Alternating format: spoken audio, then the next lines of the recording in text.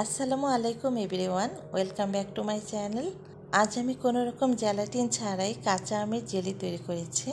আর এই জেলিটি আমি কিভাবে তৈরি করেছি চলুন এক নজরে দেখে নেই। কাঁচা আমের জেলি তৈরি করার জন্য প্রথমে আমি 1 কেজি কাঁচা আম নিয়ে খোসাটা ছাড়িয়ে খুব ভালোভাবে ধুয়ে আটিসহ কেটে নিয়েছি। এখন আমগুলো সিদ্ধ করে নেব। তার জন্য চুলা একটি হাঁড়িতে কেটে নেওয়া আমগুলো দিয়ে সাথে দিচ্ছি হাফ লিটার মতো পানি।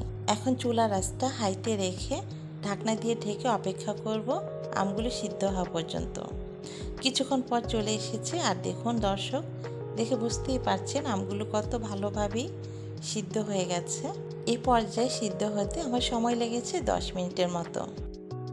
এখন চুলা থেকে নামিয়ে একটি ছাঁকনির সাহায্যে আমগুলো থেকে পানিটা ছেঁকে নেব।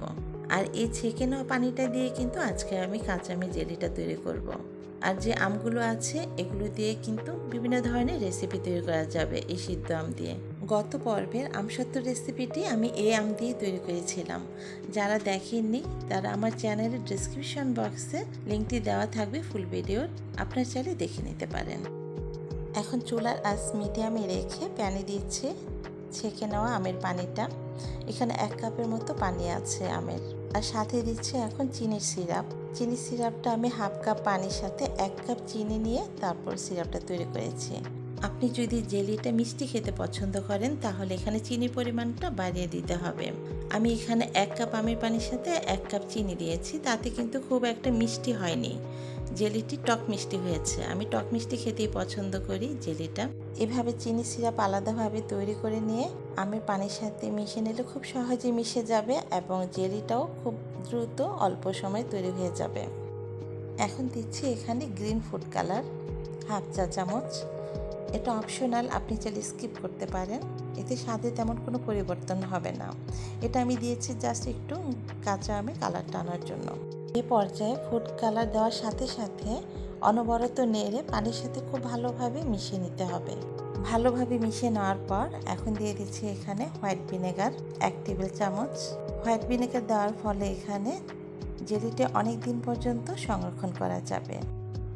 এখন সম্পূর্ণ মিশ্রণটি এভাবে অনবরত 10 থেকে 15 মিনিট পর্যন্ত নাড়তে হবে।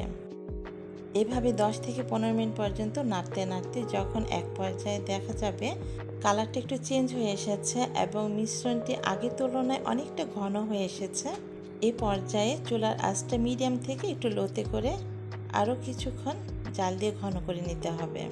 তারপর চুলাটা অফ করে সাথে সাথে যে পাত্রে জেলিটি সেট করব সেই পাত্রে ঢেলে নিতে হবে। আমি এখানে একটি কাচের জার নিয়েছি এবং এই জারটি আমি গরম পানি দিয়ে ভালোভাবে ধুয়ে মুছে পানিটা শুকিয়ে নিয়েছি। এখন গরম থাকা অবস্থায় সাথে সাথে মিশ্রণটি ঢেলে দিতে হবে। যদি ঠান্ডা হয়ে যায় তাহলে প্যানেই জেলিটি জমে যাবে।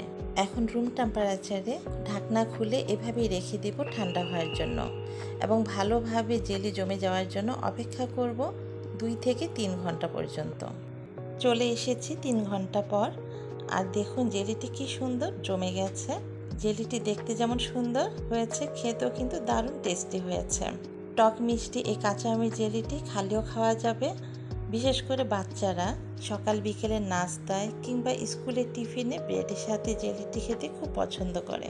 বাহির থেকে দাম দিয়ে জেলি না এনে বাসায় এভাবে কম খরচে আপনি জেলি তৈরি করে বছর জুড়ে সংরক্ষণ করতে পারবেন।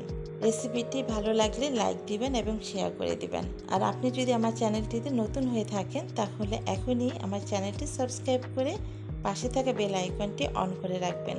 এতে করে কি হবে, আমি যখন নতুন কোনো ভিডিও আপলোড করব সাথে সাথে আপনার কাছে নোটিফিকেশন চলে যাবে।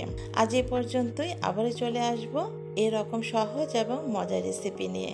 সে পর্যন্ত সবাই ভালো থাকবেন, সুস্থ থাকবেন। আল্লাহ হাফেজ।